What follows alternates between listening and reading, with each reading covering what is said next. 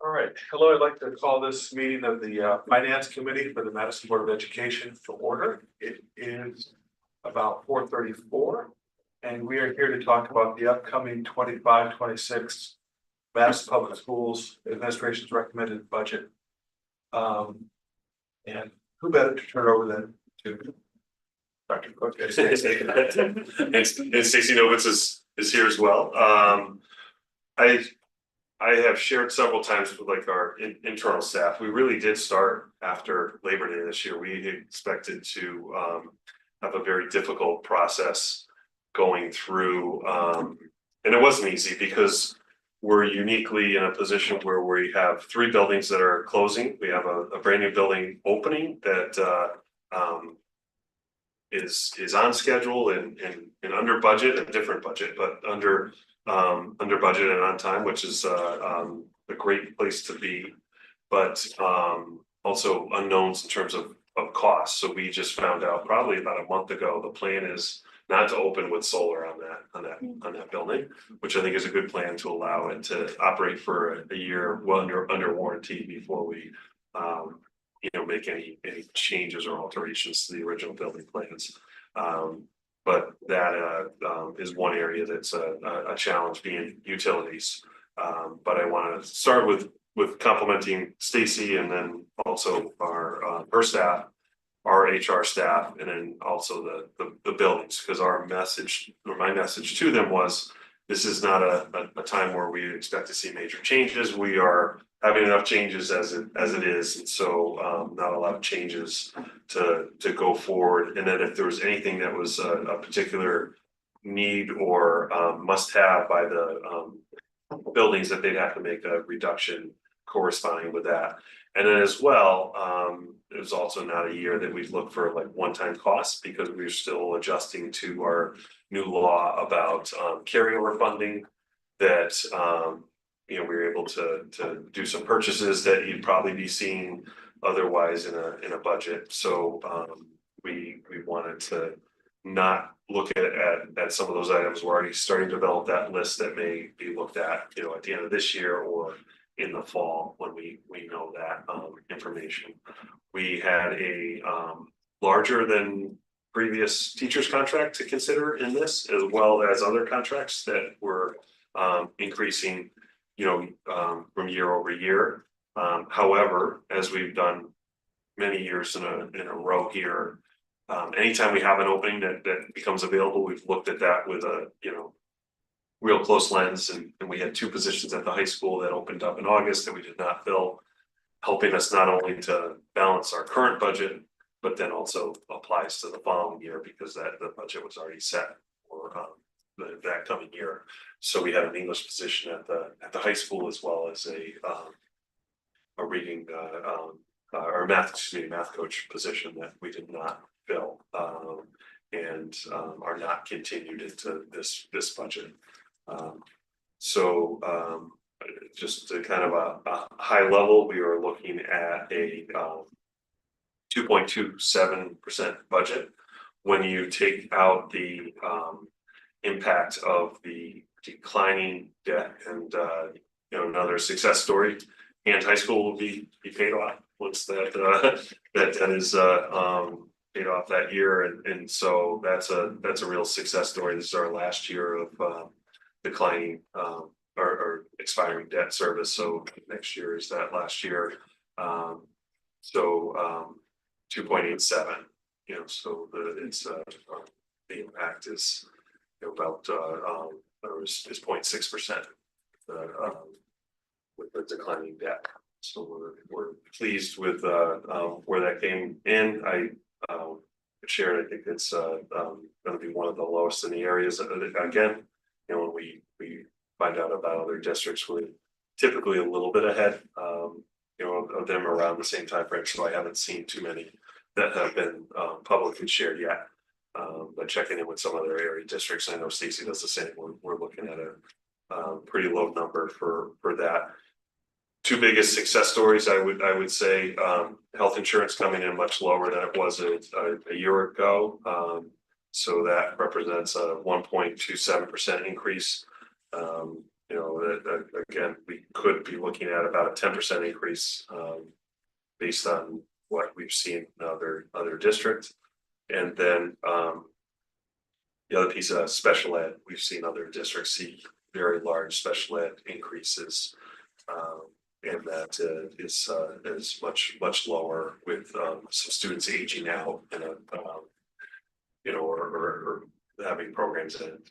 So that has helped offset our outplacement accounts, and we're not looking at big increases in staffing in that area. So it's really a success story there as well.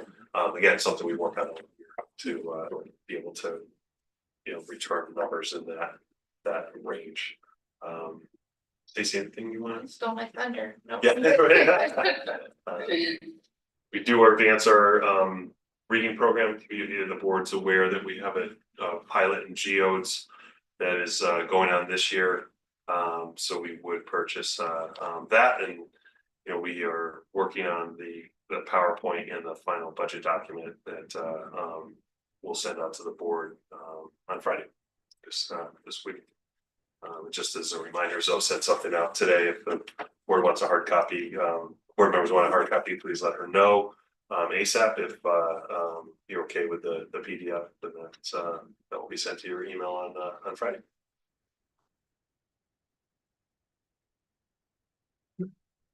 Was it last year that the special ed state law changed about the age that, or was that the year before? Like, I remember when that happened, it sort of. So it's changed several times. It Okay. changed from, it was always 21 on the 21st birthday.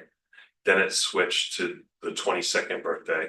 Then it switched to the end of the 22nd birthday. So you're correct. It did. Okay, so Just that recently did changed. impact our numbers a little bit. It definitely increased. We had increased that account for several years. But then this is the year we're seeing some students age out that had Okay. continued on. Okay. We know, is Christine there? Christine, can you hear me? Remotely? Maybe she can raise her hand if that's her. If that's Christina, she wants to comment, if she'd like to raise her hand, since I can't identify them, I don't want to promote them unless I know. Okay, thanks. Good. Good plan. Kansas raised. Hand is raised. All right, excellent. Good point. So thank you.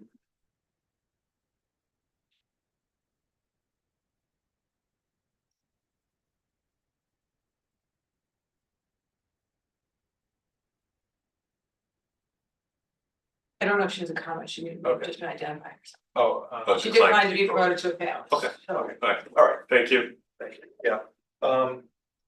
Well, I'd like to commend the administration for being extraordinarily careful, planning, executing that plan, preparing for contingencies. We all recognize that special ed and health insurance are wild cards from year to year. But I think it's amazing that we've kept our operating budget so low, more or less the CPI range for years. And while still funding the programs that we need. So. Thank you for that. Can you just talk about, so like, looking at the general education, that's the biggest percent change, it's still only 3.28%, but can you talk about what goes into that? Like what changed that line there? Sure, so Is that like basic, the right to read stuff or? yeah, that's that's the salary count, so let me Oh, Yeah, start it's with that. general ed, and it Okay. includes all the salaries. So that's the contract negotiation. For other than special ed and, yeah. Got it, that's- okay, so that's And facilities. salary and, Salary for regular education. okay, Bake on the cake. Right. Yeah. got it, okay. So everything else, basically. Thank you. Yeah, and I think, the highlights that Dr. Cook talked about on that working document that was sent out. Yeah.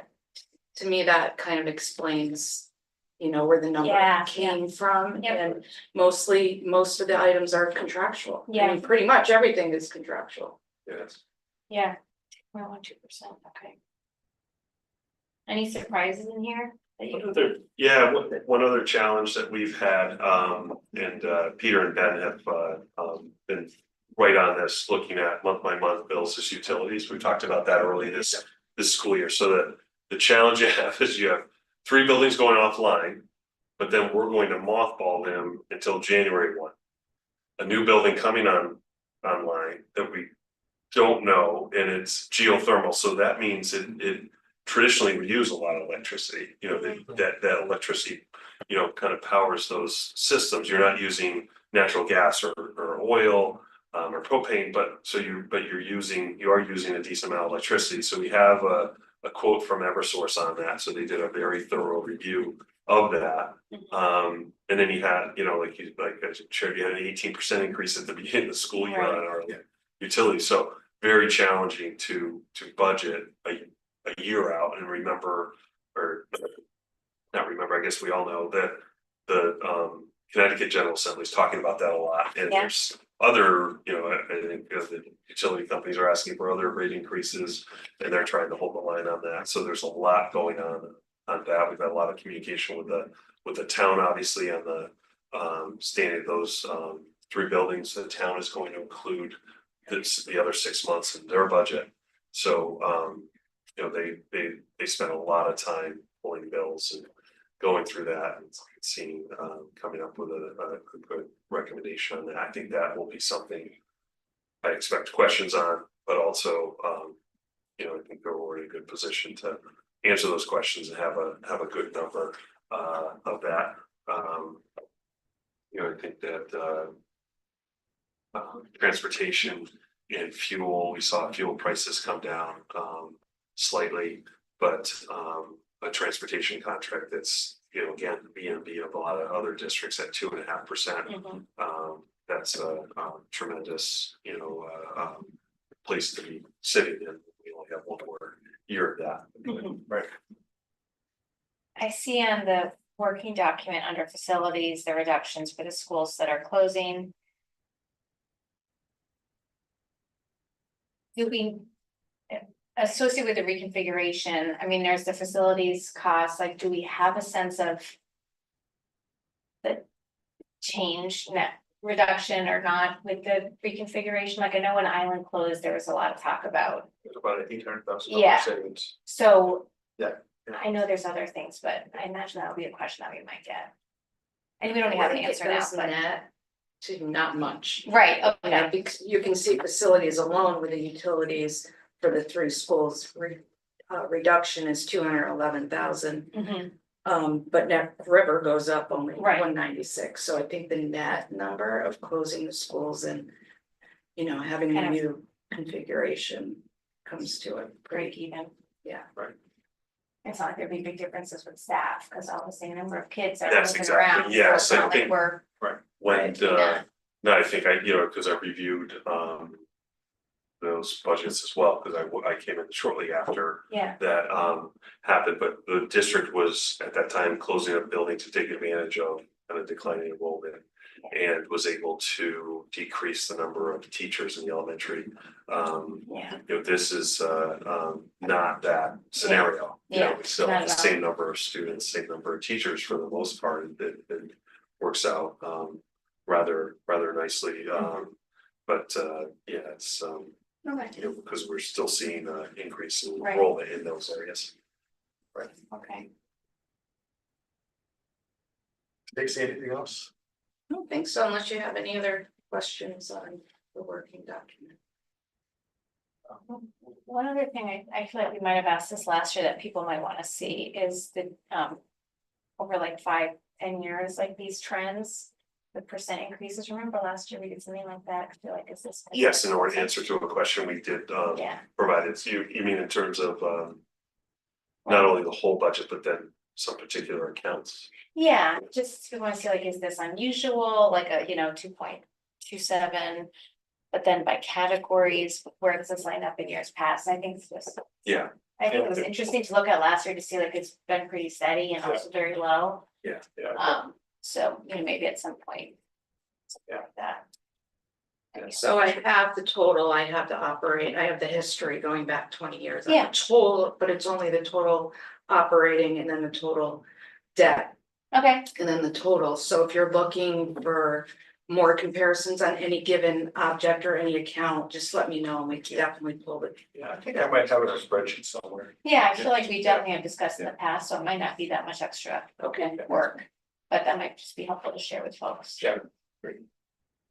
And when is our next, do we have a meeting before the new year? No, we do not. No, we January. January seventh. done, Seventh. but Seventh. pretty soon after we come back, you know, we have the 7th, so that's why. The way the calendar worked out this year, we you know, a little bit longer break and then come back for 2 days and then have that Tuesday. Mhm. A full meeting, so we'll present that. Following Tuesday is the budget workshop. And then the 21st would be the date we would, you know, ideally, if we don't on the 14th, take action on the 21st. Right. Maybe I could help you get out some of that information before the new year, trends, things like that, Yeah, just circulate it to the board, since we're not meeting. yeah. Sure, yes, thank you. And There then, are other questions we can anticipate in advance. yeah, committee members have questions, they anticipate that would be helpful because it ends up being a kind of a tight timeframe for us. It does, yeah. Return, and I know. Stacy then has the town budget as well, picking up. Deadline's tomorrow. They should be happy with us, all right, I would think. Yeah. I hope so. Right, and we'll. Need to make sure they, you know, we remind them, you know, about CIP as well, that. Yes. Right, to redo CIP, and so. Yes. Certainly appreciative of all the support we get, but, you know, the board's been working hard to meet, you know, kind of the expectations of the town as well. Okay, is that anybody online or? The public? Yep. I think this is a really good informational meeting, a lot of detail. And we'll do our study for the year. Sounds good. So if there's no objection, let's go ahead and adjourn at 4:50. Great. Thank you. Thank you.